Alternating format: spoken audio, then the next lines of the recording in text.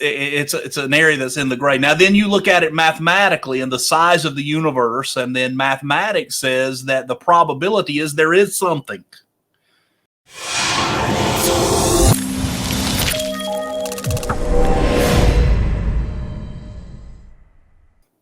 Laura has a question here, and it says, let me ask your opinions on what are reported as aliens. And we're talking about extraterrestrials here. The universe is so huge.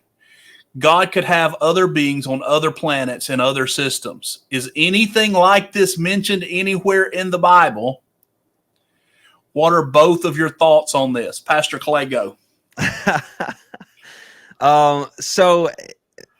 There's a lot in this question. The universe is huge and constantly expanding, right?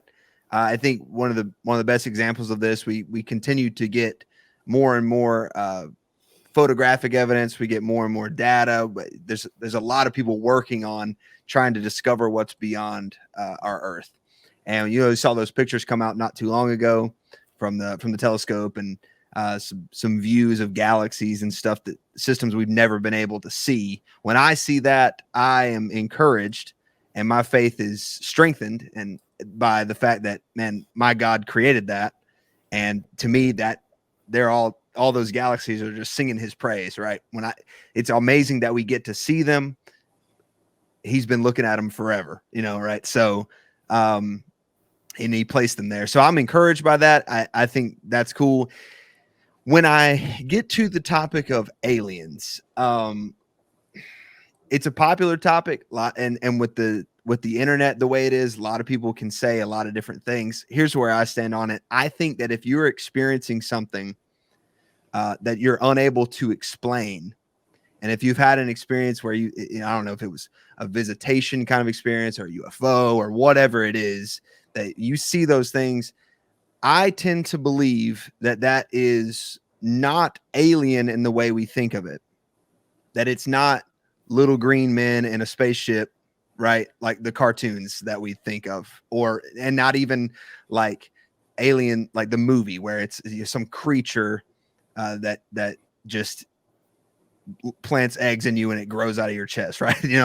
I don't think of it that way. I think when you experience those sightings or visitations, I think those things are likely supernatural in the bad way. That can be demonic influence. That can be darkness. That's something going on, some kind of spirit going on there. That is not. I would really, really be careful about really calling it anything, but if that's where I tend to lean when you see those things. That's not to say that I know that for a fact, but what we see in Scripture, to answer your question, you brought up Scripture. Is there anything in Scripture about this? Not really. Nothing that we can concrete go, yeah, that proves that there's something else out there.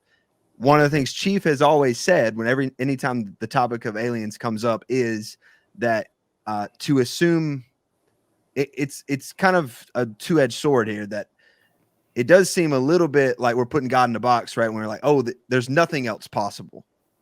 Well, God's creator, right? I mean, I think He's constantly creating. I think it's just in His nature. I think that's why the universe itself is expanding. He's constantly creating. He set that in motion. I don't know. But what I do know is that Christ came for us. Christ came for this planet, for these people, for the 8 billion that are here right now, and those that have gone before us, and those that are coming after us. So I tend to leave that open, but that's the teacher in me, because I think that I just like people to think through that. I'm not on board with there's some other. I'm not on board with how you see it, like in the Marvel movies, for example. There's no Thanos out there with an army of aliens. I'm not there. I don't think that's real. And so I guess that's a perfect segue for me to jump in here, and say, yeah, the big thing, the number one thing here is that Christ died for the sins of the world. That's earth. That's us. So when we look at it from that perspective, did he write another gospel to another group of people somewhere? We have no evidence of that.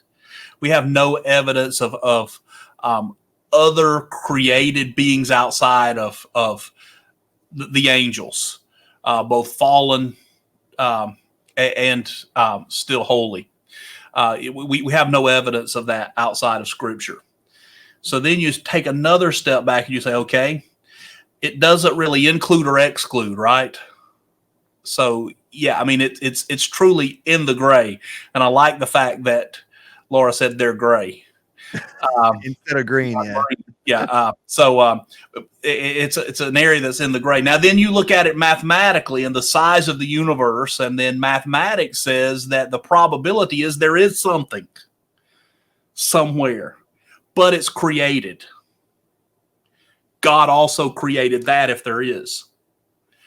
So that means that he deals with that in a similar fashion that he deals with us. And the fear of that doesn't really need to be present because he also created that. So it is also subject to his will and his purpose.